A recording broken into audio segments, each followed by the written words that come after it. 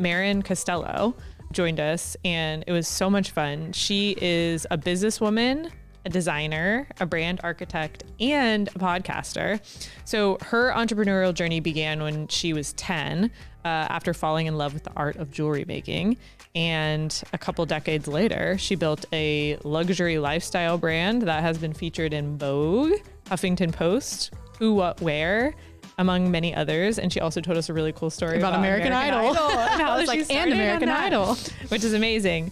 So she's featured in over 300 retailers worldwide. She did share a very generous code with all of the listeners, Gateless20, at marincostello.com to shop her online store. And she really bridges this gap of like creativity, businesswoman, finance driven, helps to figure out, like, she does a harmonious job of running a multifaceted business, which is amazing, I thought. Yeah. Yeah, I just thought she was very, she seems very intentional in everything she does and very smart, very like business savvy, but also she has a creative side. And I just love the conversation. There were so many times where I wanted to pull out a notepad and just be like, wait, hold on. Can you say that again? I need to write that down. I'm excited to listen again so I can take notes. Yeah, agreed. And I love that she really harped on the fact that you could be an entrepreneur, but you don't have to. You could be an entrepreneur that stresses yourself out to the gills and you are unwell and you're burnt out, but you don't have to. Yeah, I like what she said too about like your passion doesn't have to be you don't have to monetize your passion. You can have multiple passions. You don't have to, it doesn't have to be that straight and narrow, you know? Yeah. Yeah. Like it's okay to have hobbies. Yeah. That you don't monetize. I mean, yeah, if I monetized my hobbies, like it wouldn't be good. They wouldn't be hobbies anymore. They wouldn't be hobbies anymore. But yeah, I think you guys are really going to enjoy this conversation. There were so many amazing takeaways that you can apply to your everyday life to have a more enjoyable experience with the process of working really hard. Work smarter and work harder is her mantra, which I liked. And I think that this is definitely valuable to listen, even if you're not an entrepreneur and you're not a business owner and you're just somebody that likes to accomplish a lot in your life and you want to feel good doing it. This is the chat for you. Yes, absolutely. So you were saying that you show up as often as you can as your best self, and if you just can't, then you don't show up at all, which I love it. But I think where that breaks down for me and probably a lot of people is like, how do you have the foresight to know what your capacity is and how many things you can show up as your best self for? And how do you draw the line between, okay, this is going to be a no for me, not because I don't want to do it, but because I know I'm not going to be able to fit that into everything, or I'm not going to be able to give it the energy and attention that it needs. So I'm just very curious, the code there for you. I feel like the assessment is two-pronged. It is consistent and continued self-care, no matter what that looks like. Maybe it's a facial. For me, I see an average of 4 therapists at any given time, depending upon their specialty. Huge advocate for mental health. It depends on, how much you're sleeping, what you're putting in your body, how much you're moving. I mean, I have cupping all over my back right now. I'm like a big proponent of just continued maintenance on self and the conversation continuously with self of, did that make me feel good? How did that make me feel? Whether it be a conversation with a person, whether it be a project at work, whether it be a meal, whether it be the energy of a restaurant. It's both of those things. It's making sure that you're not reaching burnout, which I am a pro at reaching burnout formerly, like before having several come to Jesus moments of being like, oh, this isn't sustainable. Yeah. I can't continue living like this, or I won't be alive, right? So it's that continued self-care, mind, body, soul, and asking yourself, how do I feel about anything? I mean, it sounds so simple to say, ask yourself how you feel. And I totally agree with you. I formerly was terrible at this and said yes to everything because I felt like it was my duty to say yes or to serve or whatever. And like, as soon as you have that unlock for yourself of, okay, is this an energy suck for me? Or is this giving me energy? Is this making me feel closer to the person that I want to be? Is this in line with the way I want to be living my life, basically? But I still feel like there's this like dissonance for a lot of people between what they're doing and how they feel about it. And so there's there's like mindset practice and there is intentionality and there is some introspection that goes into even being able to answer the question. How did that make me feel? I mean, this is on the other side of like tens of thousands of dollars of therapy and a lot of development of relationship with self. And all of this goes back to relationship with self. I have the luxury of having built my life and my business and my world on my own. Not to say that it doesn't take a village, right? But I am, you know, the sole person around which my world revolves in every facet. So, and it's curated as such, right? So I don't have, you know, a significant other currently or, you know, offspring or I curated my life to not have a pet or a house plant because I know that I want my focus while my life is the way that it is right now to be on my craft. And because my brand is an eponymous brand, because I'm the face of the brand, that doesn't happen without me taking care of myself. When I pour into myself and when I take care of myself, everybody else around me flourishes. And that also is translated into the literal visuals of the brand. Like the brand, you can physically, like actually see with your own eyes, you can see the brand flourish when I take care of myself.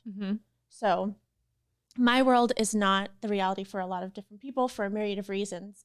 But what I will say is that taking care of self and development of relationship with self will allow you to be able to answer those questions faster and faster. The deeper you understand yourself, the deeper you'll be able to align or know that you're misaligned. What are some things that you do that maybe aren't therapy? You maybe got these tools through therapy, or you got these tools through realizing that you need to do a facial, or I saw you do some, what is the like sweat box thing? I want to hear about that. But you know, like all these things, but what are some little things maybe that you do when you're sitting at a stoplight, or when you just have a moment to yourself that don't require a bunch of money, but like anybody could do it and start to get that incremental gain or edge in their life, or like incrementally start to understand their energy flow, intake and output?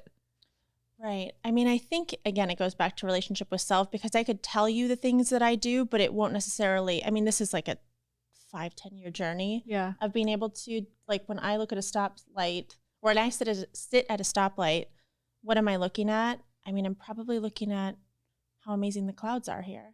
I'm probably marveling in the clouds. I'm probably looking at the different signs, or like watching people like walk across the street. I'm observing what's going on around me.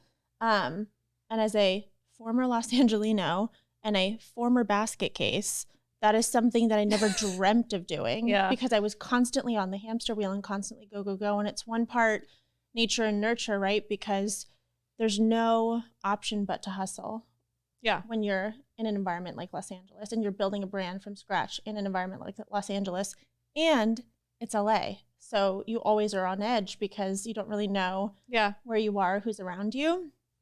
Whereas now that I've moved myself and the brand to Tampa, I mean, people are like, oh my gosh, you go across the causeway? That's so far. I'm like, are you crazy? Like, I will pay you money to go across the causeway.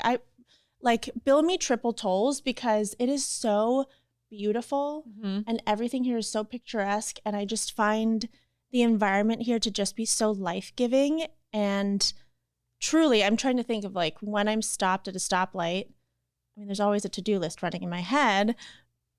A year ago, even when I was at a stoplight, it triggered this like anxiety and anger in me because it was slowing me down. And instead of that, I was able to shift the mindset to, I have a moment to pause. And like you've done that subconsciously or consciously to just be grateful about what you're looking at around you. But like that in itself is, you're practicing gratitude at a stoplight, right? It's been a journey. Yeah. Yes. Yeah. That's cool. I mean, okay, so this energy conversation, I'm sure your wheels are turning. Yeah. Because, well, I'm just curious. I want to hear more about the story of you and how you got to where you are now. Yeah. I'm just curious if you could take us back at the beginning. Yeah, at the beginning of like your career, where were you? So not that I am not the hardest worker. Like, I will outwork anyone, and that's not necessarily a badge of honor. It's just I know my limits and I know how I can push myself. I believe in working smarter and harder. I think it's a both and. It's not an either or personally. But I will say all of this, like my whole world, the company, everything, it's a God thing. So, you know, I can work as hard as I can. That doesn't necessarily mean that I'm going to be in an environment in such a way that God has curated it for me. So that's first and foremost. If we want to go all the way back, I got a bead kit when I was a kiddo. So I was 7. Got a bead kit for my sweet Aunt Joanne for Christmas. So I guess we're coming up on, if I'm going to do my math correctly, 28 years anniversary of receiving my first bead kit. So I think we should do something spectacular for 30 years. So I'll let my team know bead that in kits. 2 years, right? Oh my gosh. Like okay, gold, beautiful beads. Stop. Make your own dangle or like stackable bracelets. Oh my gosh. Oh my gosh, experiential event. You heard it here first, guys. That was when I really fell in love with jewelry making. And back then I grew up in a small town in Northern California. There weren't necessarily bead stores. I think we had a craft store that had a very, very, very, very, very small bead department. So I would go there and buy new beads when I ran out. I would go to like antique fairs and antique shows and vintage shops. And I would go to garage sales and I would get stuff and then take it apart and then rework it. And so I did that and I amassed such an ungodly amount of jewelry that my parents, who, by the way, are both entrepreneurs that come from a long line of entrepreneurs on both sides, they said, you have so much jewelry, why don't you sell it? And so I would sell it for $0.25 or 50 cents or like less than what the actual cost of the product. And so I would sell it to my girlfriends at dance class. You know, I'd bring it in plastic bags. I would bring stuff around to stores and sell it to them on consignment for less than what the cost of the product even was. And then I started selling my stuff at a craft fair in Northern California called the Alameda Art and Wine Fair. And I did that for 20 years. Wow. And even when I lived in Los Angeles, I flew back every summer and did a full build out and sold my stuff. And that was kind of how the brand started. And then it was just a hobby and then a glorified hobby. And when I was in college and I still had bead kits under my bed, my twin bed, in my cigarette, box of a dorm room, I would still, pull things out and make it, occasionally. Or, I was in a sorority. So when we had parties, I would make a little piece for whatever outfit I was wearing. And then my pieces were featured on American Idol. And that happened because a former dance teacher from back home also moved to Los Angeles, became a wardrobe stylist. Our moms got together at my parents' former restaurant. They connected us. And then she was like, I'm going to do a poll. And I was like, what does that mean? I don't know what that means. So as a wardrobe stylist, she will do a quote unquote pull, Pull, and borrow products from brands or showrooms or department stores and then put them on her clients and then return them. So that was my first exposure to. So your jewelry was on the contestants of American Idol? Yes. Wow. So I don't even know. Cool. How old were you at this point? I was in college. I want to say I was like a sophomore in college. Mm-hmm. How old are you? 19, 20? Or no, sophomore, you get I don't 20, think I was 21 yet. You weren't 21. I think I was but in your early 20s. Yeah, it was like late teens, early 20s. And then my name was on, this was when Rebecca Minkoff and Michael Kors was at their peak. Yeah. And it was like, Michael Kors, Rebecca Minkoff, Marrin Costello. And I was like, they're going to find out about me. I'm a fraud. What is, like, this is so, like, I got nervous. I was excited, but also I was like, SHIT, what is happening? So then I registered for a business as a sole proprietorship, which I was like, this is hilarious because I'm a college student. Where'd you go to college? UCLA. Okay. And then I was getting calls and contacted by big entertainment and agencies and marketing firms and all this stuff. And I was like, we're going to pass on that at this time. And I'm like, I was like, I'm just trying to like pass my art history exams. Like, I don't get what's happening. And so then after college, I had a full career in event production, and was kind of running my business simultaneously, but still at that point for me, it was a glorified hobby.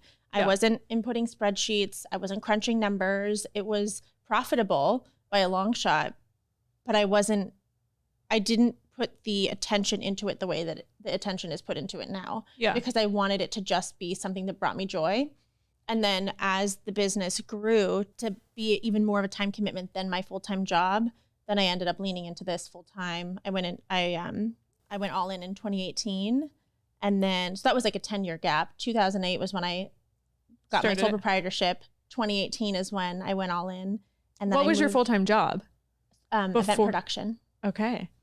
Cool. And fashion show event production. So we worked with the luxury brands, department stores. So I got to understand styling and fashion shows and a lot of like the wardrobe world, and loans and polls. I worked in the PR department with Neiman Marcus for quite a bit. And so I learned a lot about the proverbial beast that exists behind brands in that job, as well as the interactive nature that retail has become, now in 2023. Yeah. So it was a really incredible learning experience for me. And it's also one of those stories where, when you're young and you're in your career and you're like, what am I doing? Like everything that you're doing is leading you to where you need to go and where you're supposed to go. Like God is so good and he is pushing you and placing you in places that will make sense eventually, even if it's not on your timeline.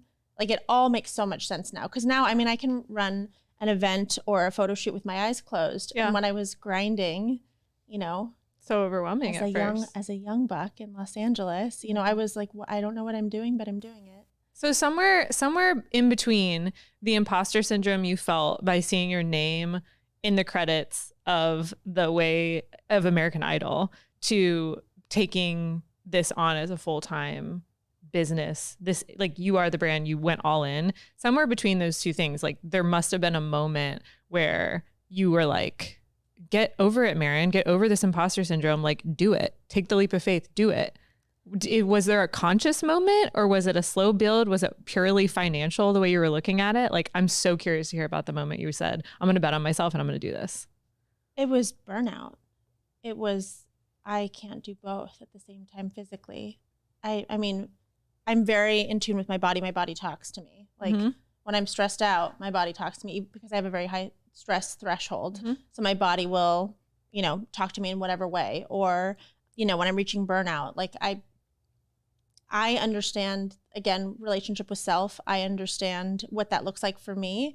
And so, it was not sustainable. I was running 2 full-time jobs at the same time in kind of like a pre-digital world, right? Because my worlds were very tactile. Events and fashion are tactile physical products. So there weren't a lot of loopholes. Whereas I know that now there's like a ton of apps and like different things, not to age myself, but I had to physically choose. And I think that for me, it wasn't necessarily imposter syndrome as much as I'm a fraud. Like there wasn't a moment where I was like, I'm not worthy of this. It was more so they're going to find out that I'm not like them. Well, I didn't know what I didn't know. Yeah. So I was like, oh, I'm on TV. Like, am I supposed to have done something? I was like former straight A student, like valedictorian. Like I was like, I followed the rules and now I hate rules, but I don't break them, but I hate them. So I just wanted to make sure that like, how official is this? Am I following protocol? What is protocol? I just didn't really have a roadmap for it. So where the brand is now is a happy accident. I didn't intend to make an eponymous brand. I didn't intend to name it after myself. I didn't intend to be the face of the brand. Those things all just organically happened. And lo and behold, the content of me performs better than the content of other folks that our jewelry is on. It performs better for them on their platforms. But when people come to our platforms, they ultimately want to see, the designer and their relationship with the brand. So it all was like this happy accident coupled with, a really intentional self-discovery journey, a lot of therapy, and also working my butt off. What is the term you're using? Eponymous brand? Does that just mean like you are the face, like yourself is the brand? Name and face of the brand. Name and face of the brand. Okay. And that actually makes a ton of sense that the content with you performs better, because I think when you buy something, you do want to understand who you're representing. And like a lot of brands don't do that. Even when I think of Michael Kors or like Stella McCartney. Like, I guess I know what Michael Kors looks like because he was more in the spotlight, but like, I don't know what a lot of these people look like, and I don't know what their vibe is, and I don't know. Or their story. Yeah, like, their this story is like what makes your brand unique. Yeah. And yeah. And I think for a lot of, especially the luxury brands, like the people who founded the brands are no longer with us, right? Yeah. So it's their legacy that lives That's on, true. which is a cool concept. But honestly, I love the easy button. I work my butt off, but I love the easy button. And I'm like, hey, I'm available. Do you need to take a photo of me for my brand? Like, sure, we can book a shoot any day because it's me. Yep. So, right? It's free, free content. Right? So today the business is a lot more than just a jewelry brand. Like you do entrepreneurial and business coaching, right? You like help guide, and you have a podcast, and there's this multifacetedness to the business. So was there intentionality in going all those different avenues, or did you always know that you were going to create this thing that it is now, or was it again like just kind of happened? I think that people who know me knew it, but I didn't necessarily know it because as far as jewelry is concerned, I say that I didn't choose jewelry chose me, because jewelry will always be part of my life. It will always either be a hobby or a glorified hobby, or I'll be a jewelry consumer like forever. It just makes me so happy. Jewelry always fits. Like, it's such a cool industry to be in. I launched the podcast and the consulting agency at the same time, actually, crazily enough, a month before I moved myself and the business to Tampa, across the country. It was also a month where I did like 6 full photo shoots. It was a crazy month. And I did it intentionally because I had been and continue to be reached out to by folks who are saying, can I take you out for coffee? Can I pick your brain? Yeah. I have questions on this, that, and the other. And so the difference between, I think, me and a lot of other like coaches / consultants is that I have built and continue to build the thing. And so I'm not advising on what I think you should do. I'm basing it on my actual knowledge of having built something. And so I think that holds a lot of weight, especially to young entrepreneurs. And so I wanted to create a platform wherein I was attracting, the right people who were going to ask me questions, and also people that I could truly serve. Yeah. Because I would argue that I can help someone who is in the conceptual phase, but I can do so much more if there's something that's a little bit more built out. And that's more so from then on is my target market.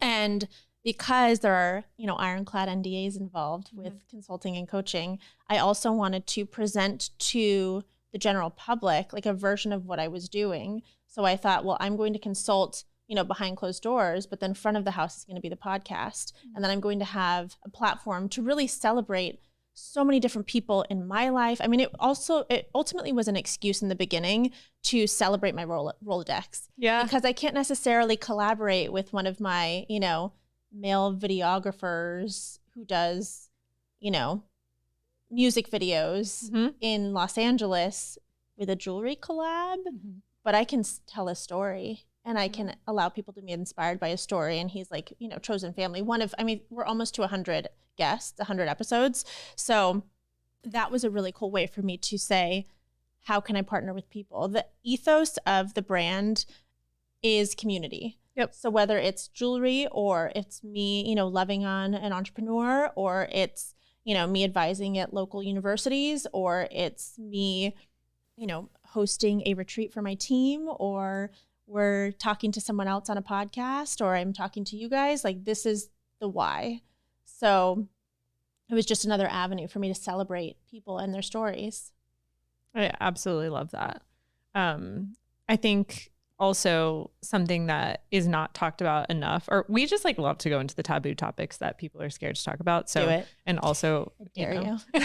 So young entrepreneurs and anyone with this feeling, we always talk about it as like, there are certain people that have this feeling inside of them that they have this potential, this potential they have not unleashed yet. They can create, they can make people feel a certain way. They have this like energy and zest for life, or this like spark that they have not yet figured out how to put into a business or put into a money-making strategy. Like they haven't monetized their passion. There's this concept called Dharma. I've been reading this book called Everyday Dharma. And it's basically like your essence, your passion. And it can either be the thing that lights the world around you up, or it could be the thing that burns your house down if you don't get it right. And so there's two things that are on my mind as I'm hearing you tell the story, which is like, if people, how did you, it sounds for you like, you know, jewelry found you. You didn't necessarily find jewelry, and it started from a really young age, and you just like had the motivation to keep going and keep trying and keep seeing what worked and aligned. And like, eventually it did come out on the other end as a way to build a business and monetize and have a brand. But like, maybe the question is, what money milestones did you have for yourself to hit? And what money milestones do you think are appropriate for young entrepreneurs or like people building a brand to have for themselves, so that it's realistic, but it's like, no, you can hit this, you can achieve this. And like, how do you continue to think about money milestones for yourself? Well, I think that in general, abundance mindset is key, especially if you're going to go the entrepreneurial route. One thing that I will say, I mean, there's so many thought bubbles that popped up when you said that. I was like, I need a notepad. But one thing that I want to say is that I don't necessarily recommend turning a passion into a profession. It rips a lot of joy out of it, because there's responsibility that comes with turning a passion into an occupation. I also think that turning a passion into a job implies that we are not multidimensional, multifaceted beings. Like, you can have multi-passions, you can be involved, and you can love a myriad of different things. Like, we're all so unique, and we have so many different talents and interests. Like, you don't need to make all of them monetary. So that's one thought bubble. Another thought bubble is, again, abundance mindset. And I feel that time is of such value that the sooner that you start anything, the sooner you will wish you had started.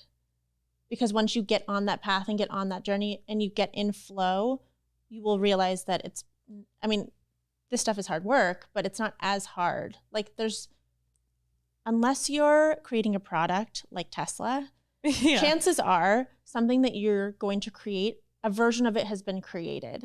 So it's these are lofty goals, but there's not really anything that's like not tangible.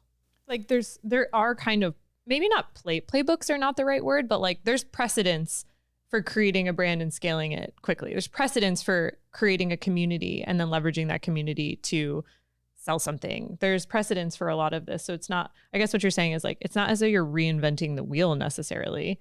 You just have to go do it. And so as soon as you're in it, you're like, oh my God, the anticipation or the expectation of how difficult it is to build a brand or hit a money milestone was so much greater than it actually is. Because especially if it's the right alignment with what you're good at and what you like, then as soon as you're in it, you're like, oh my gosh, this is so fun. I love this. And I can't believe I didn't do this 10 years ago. And I want to address the word quickly, because when people are like, oh, you're killing it. I was like, guys, this is a 20-year overnight success. Yeah. So know that patience is part of the process. And if you do have a short fuse for patience, then maybe you're better served to be an employee. And entrepreneurs need employees. And companies need employees. And sometimes employees make more than the employers. Totally. So there is a space. My girlfriend, Michelle, says there's an ass for every seat, or there's a seat for every ass, or something like that, wherein like there is a place for everyone. So I also feel like we, in the last, 5-10 years, we've been inundated with entrepreneurship and entrepreneurship and entrepreneurship. Like, you don't have to be an entrepreneur. Like, everybody needs to like chill a little bit. You don't have to be an entrepreneur. Entrepreneurship is not the only way to be successful. Not everyone's skill sets are made to be entrepreneurs, and not everyone's skill sets are made to be employees. Like, we need each other. So I think that is also something that's really important to acknowledge, that there are so many different ways to be successful, and success looks different to everyone. Yeah, there's entrepreneurs now too. Correct. Yeah, can you define that?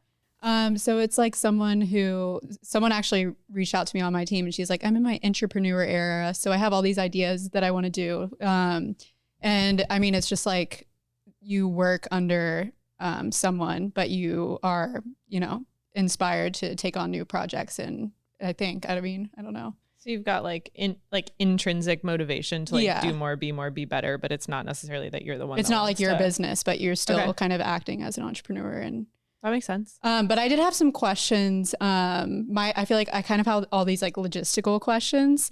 I'm thinking about how you started and you're creating the jewelry like as a passion with your hands.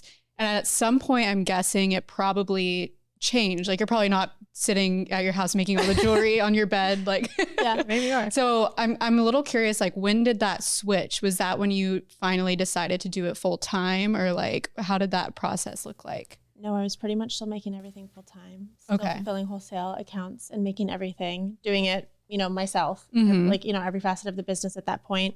So I'd say like 2019, I made friends with a wonderful gentleman who I met in the jewelry district in downtown LA. And he ended up being my like sole contractor, and he would make all the product.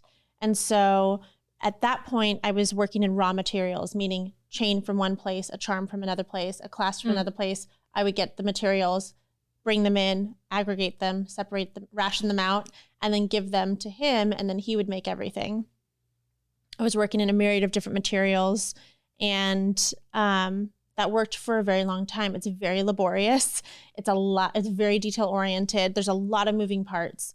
And so when I started to work with factories and manufacturers a little bit when I was in LA, but I already had the systems. It's harder, but I already had my systems. So I'm just going to continue on this journey, right, while I was there. And then cut to me moving across the country, it really pushed me to work with factories. So now we work with upward of 20 factories. I don't personally believe putting all of your eggs in one basket, because as we learned in COVID, if your factory goes under, so does your business. Yeah. So it is more work for me to manage all the different, and I still am the one who does that. I manage all of the 20-ish factories that we work with. When you say manage, what does that entail? That means, so I feel like we should go into the structure of the business. I think so too. Quite a bit. Yeah. But that is a project that I still am I hold the keys to those relationships to my factories. So when I did move across the country, one, I had to, right? I didn't really want to interview people to be contractors here. And also the volume we were doing was so big that, George, my old contractor, is a beast. So I was like, I know I could give him hundreds and he could, bang it out in a day, in a weekend. But we had our flow. And so I knew that I needed to move to larger factories when I moved here. So that's how it works now. But then because I moved to the factory route, then I diversified and work with, 20-ish factories, depending upon the project. So I currently have a team of 14. So in year one, when I first moved here, it was party of one.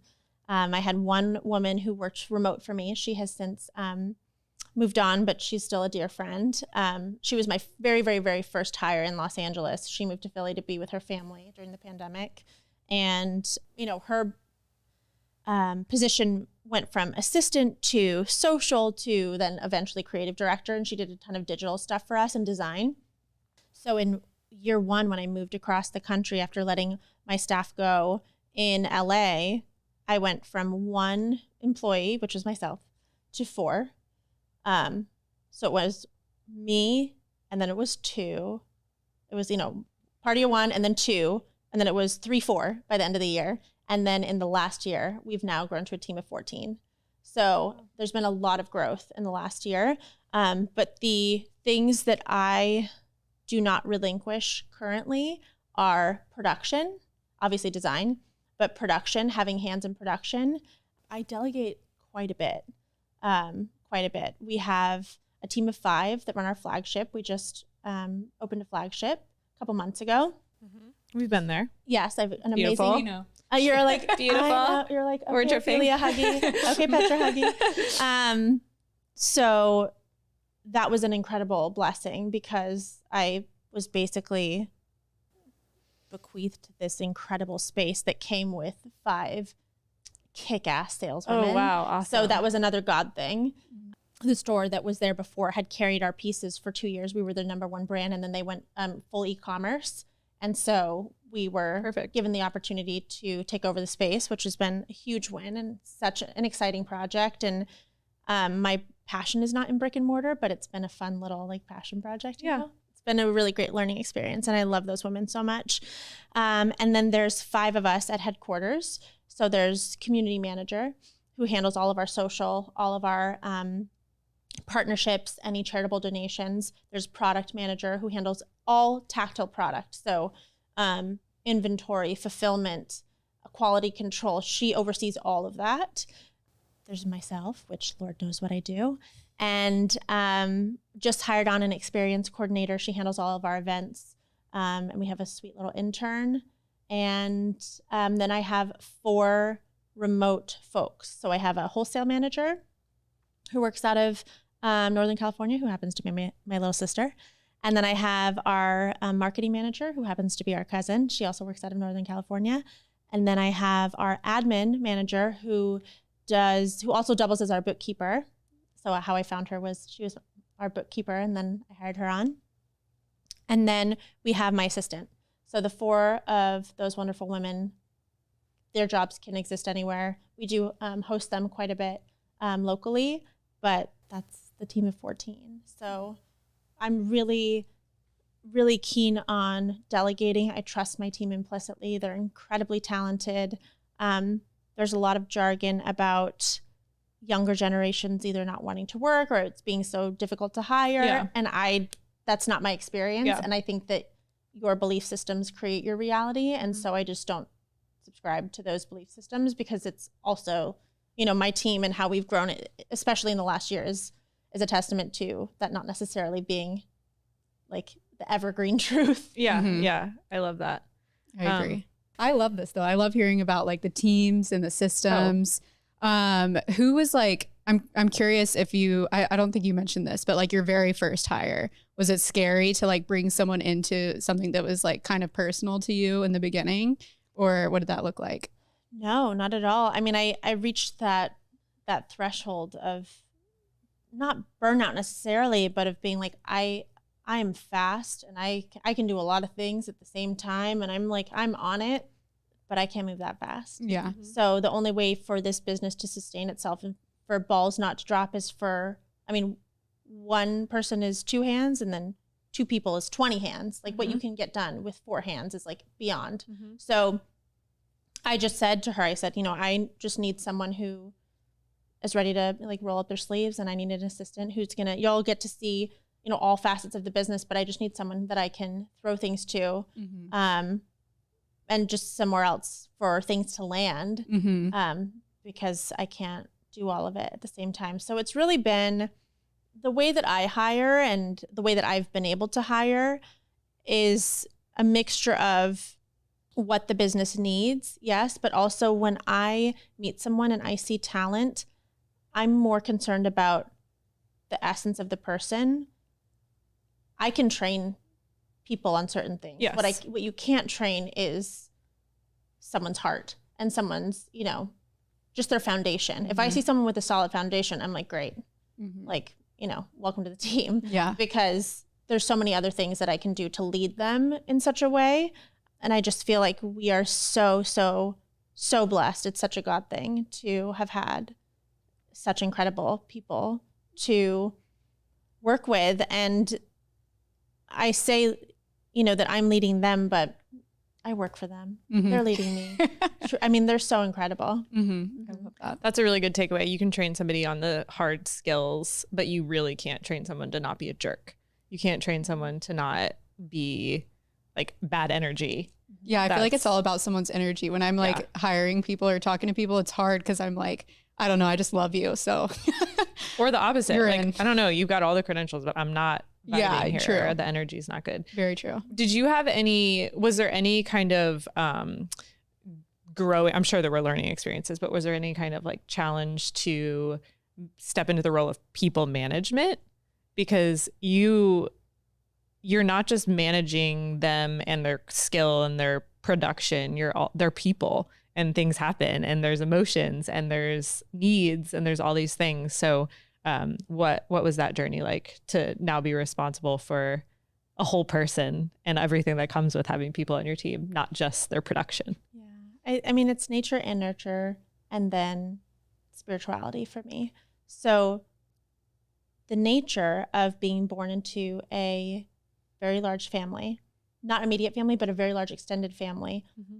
I know a lot of different personalities. I get along with a lot of different personalities. My parents also owned a bar, restaurant, and hotel for over 40 years. So I can be put into an environment and understand how all the cogs are working, mm-hmm. personality-wise, right? So there's that.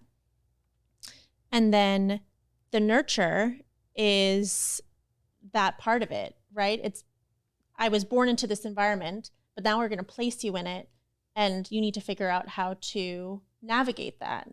So I think that because of how large my family is, and because how close we are, and because of the environments that I was in, and also moving to, different schools from elementary school to high school, and then high school to college, like you meet so many different people and you learn so much about different people.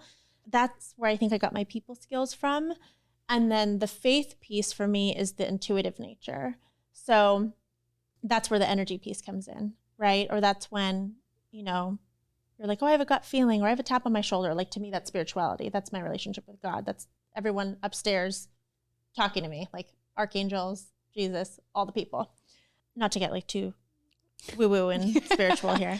But that's kind of how I develop my people skills. And that's how I have learned how to build the team. Mm-hmm. I also have an incredible team of coaches, but one coach in particular who has really been such a guide to me as the brand has grown, and as I've had, different challenges with different employees, and, allowing me to really step into the role as leader. But I will say that I'm not a micromanager. Like, I have a very extensive hiring process at the brand. But once you're in, it's like, I trust you. Yeah. Like, this is the end goal. I trust you to figure out how to do it. This is how I would do it, but you don't necessarily need to do it that way. And I'm not here to micromanage you. And I really don't want to know the details, but present me with something and then, I'll rip it apart. But mm-hmm. I'm not really interested in like hovering over your shoulder. I don't have the bandwidth. Mm-hmm. So I really feel that has enabled my team to really build their confidence and build their skill sets. And one of my greatest joys, I will say, is hiring someone and then seeing their growth over time because of how they've been trusted with different projects, and trusted with different departments within the brand. It makes total sense. I mean, you've got to trust the people that you bring in to help to make the vision come to fruition. And there's not really, like, if you don't trust them to do it, then maybe you shouldn't have hired them to begin with. So that makes a lot of sense to me. You said something that I have been thinking about a lot lately, and we talked about recently, the concept of having gut feelings. So this was brought up to me by my dad actually a couple weeks ago.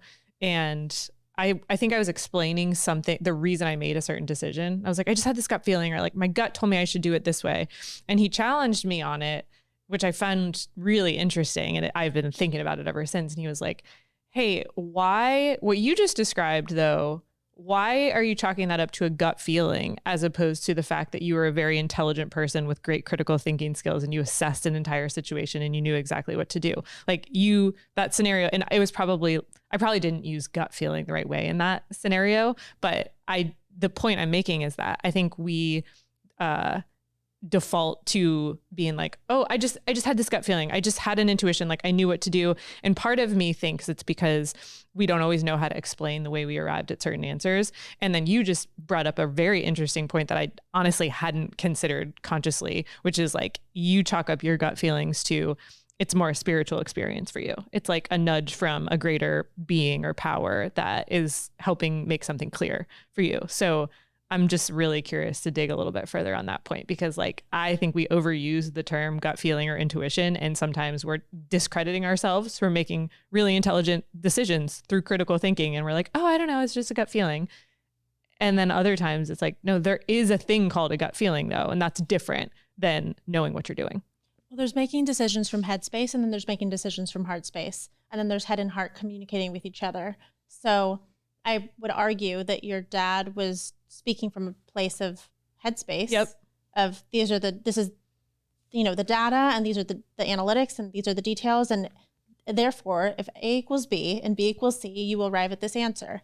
Well, I mean, he's a doctor. He's a literal scientist. So like, of course he thinks analytically. That makes a ton of sense. There you have it. And whereas you probably were coming from a place of heart, a heart space, which one could call it intuition, one could call it relationship with God, one could call it maternal instinct. I believe that, you know, chemically and biologically, like we are different beings. So I will forever think about things differently than my dad or my uncle or my amazing cousins. Even, no matter how sensitive they are, like they don't necessarily have the tools to hone in on their maternal instinct.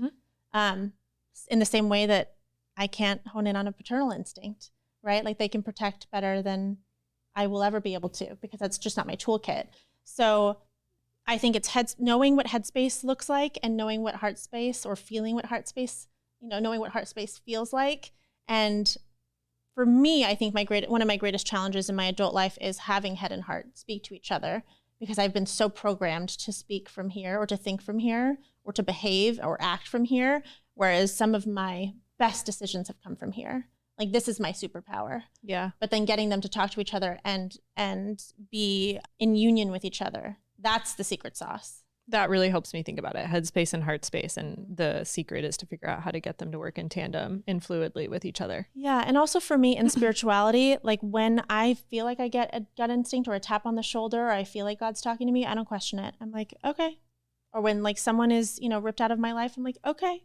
Or when I'm, you know, meant to, where I feel like I'm leading myself in this direction and then the path goes in a different direction, I'm like, okay. Like I'm just following instructions. Wow. Love that. Great takeaway. Should we do some rapid fire? Yeah, let's do it.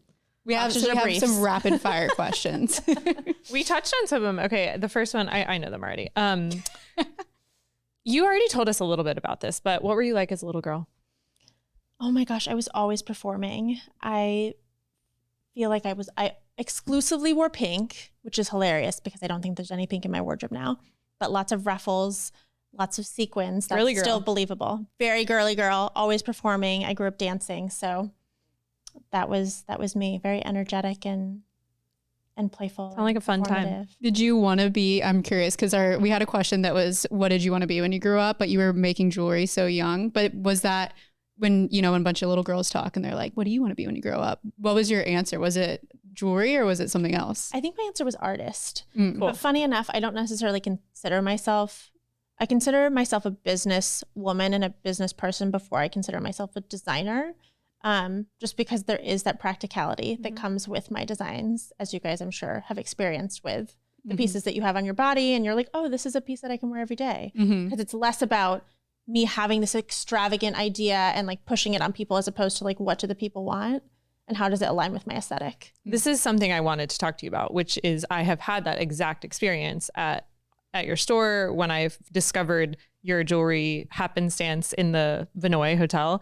I was like, wait, this is waterproof and it's easy to wear. This is practical. And I'm a practical person, at least at this point in my life. Like, okay, cool, easy, done. I love it. But it's also like, I feel like you do a great job of blending trendy with practical. Yeah, they're still unique. Feel it's not good, boring very designs. unique. It's not boring. Yeah. So my question is though, I don't consider myself somebody that is great at putting a jewelry look together. And so you made it very easy for me because you're like, here are the earrings to choose from. Here are the necklace stacks to choose from. But can you share maybe like a little tip or trick on like, if you're assessing how to put on everyday jewelry or how to complete a look with everyday jewelry? For somebody that's like, jewelry is very overwhelming to me. I don't even know where to start. Like, do you start with an earring? Do you start? I don't know. Well, first you can go to shopmarincostello.com or you can visit our flagship store at 3104 West Palmyra in Tampa. And we're going to do a code. We're going to do a code, Gateless20 for Gateless 20% off. 20% off, online shop. Online store. And also if you stop in the store and you want to mention it to them, they will honor it too. But I think it's know yourself first. If you're a bracelet gal and you're not an earring gal, don't look at the earrings. Oh, thank you for saying that. If you're a necklace gal and you're like, well, I don't want to wear too big of a necklace with too big of an earring, then don't do it. Wear the stuff that makes you feel good. This is a light day today. So I am like a more is more kind of guy. I looked down and I was like, oh, there's no bracelets on my right wrist. Like I'm naked. Like I had, the podcast is canceled. I got to go home and get redressed again.